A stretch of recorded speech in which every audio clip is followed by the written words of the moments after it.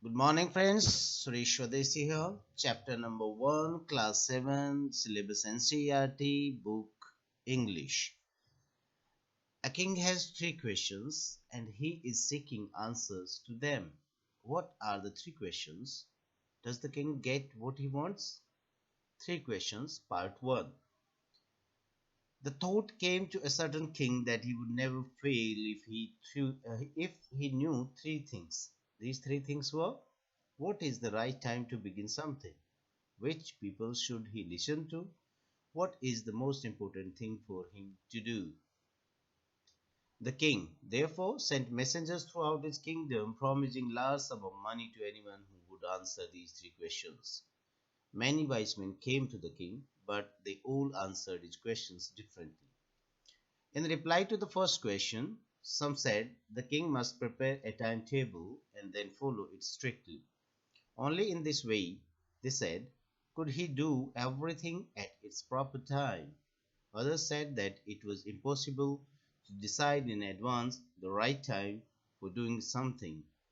The king should notice all that was going on, avoid foolish pleasures, and always do whatever seemed necessary at that time. Yet others said that the king needed a council of wise men who would help him act at the proper time. This was because one man would find it impossible to decide correctly without help from others the right time for every action. But then others said that there were some things which could be urgent. These things could not wait the decision of the council. In order to decide the right time for doing something, it is necessary to look into the future, and only magicians could do that. The king, therefore, would have to go to magicians. In their answers to the second question, some said that the people most necessary to the king were his counselors, others said the priests, a few others chose the doctors, and yet others said that his soldiers were the most necessary. To the third question, some said science, others chose fighting, and yet others religious worship. As the answers to his questions were so different, the king was not satisfied and gave no reward. Instead, he decided to seek the advice of a certain hermit who was widely known for his wisdom. The hermit lived in a wood which he never left. He saw no one but simple people, and so the king put on ordinary clothes. Before he reached the hermit's hut, the king left his horse with his bodyguard and went on alone. As the king came near the hermit's hut, he saw the hermit digging the ground in front of his hut. He greeted the king and continued digging. The hermit was old and weak, and as he worked, he breathed heavily. The king went up to the hermit and said, I have come to you, wise hermit, to ask you answer three questions. How can I learn to do the right thing at the right time? Who are the people I need most? And what affairs are most important? The hermit listened to the king, but he did not speak. He went on digging. You are tired, said the king. Let me take the spade and work in your place. Thanks, said the hermit, giving the king his spade. Then he sat down on the ground. When the king had dug two beds, he stopped and repeated his questions. The hermit gave no answer, but stood up, stretching out his hand for the spade, and said, Now you rest, and let me work. But the king did not give him the spade and continued to dig. 1 hour passed, then another. The sun went down behind the trees, and at last the king stuck the spade into the ground and said, I came to you, wise men, for an answer to my questions. If you can give me no answer, tell me so, and I will return home. Here comes someone running, said the hermit.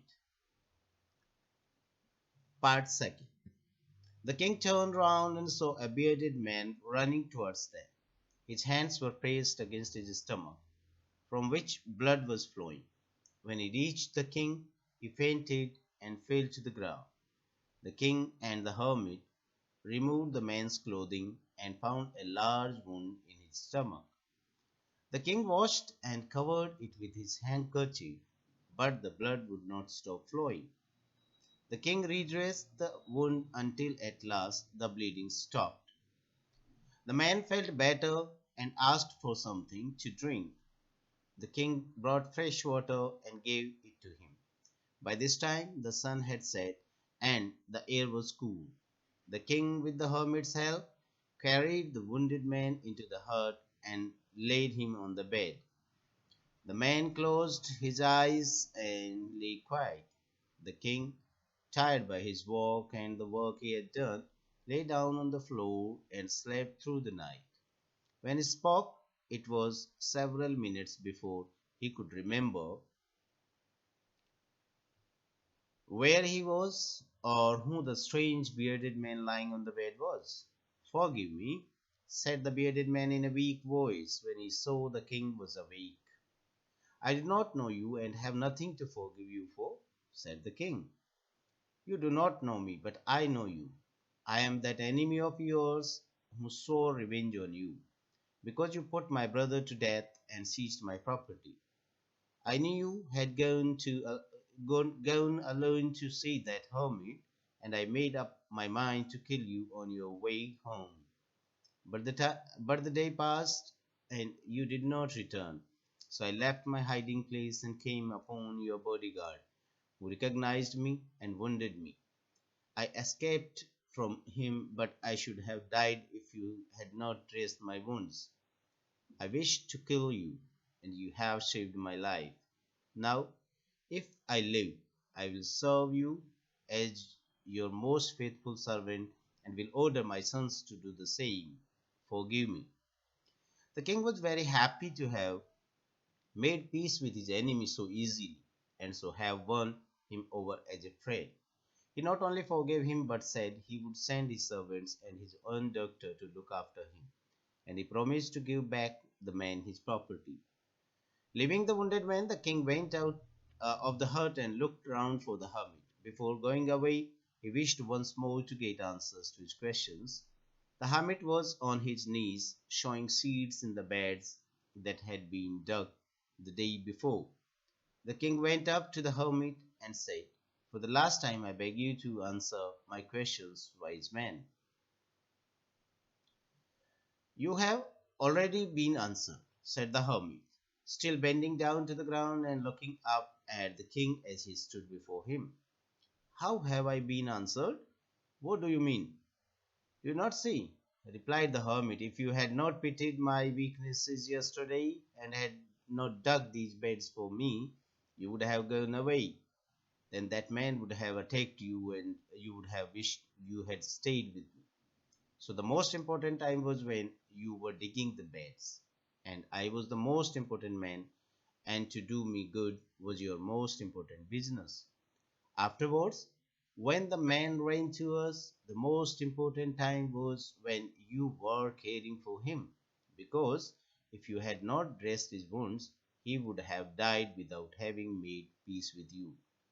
So he was the most important man, and what you did for him was your most important business.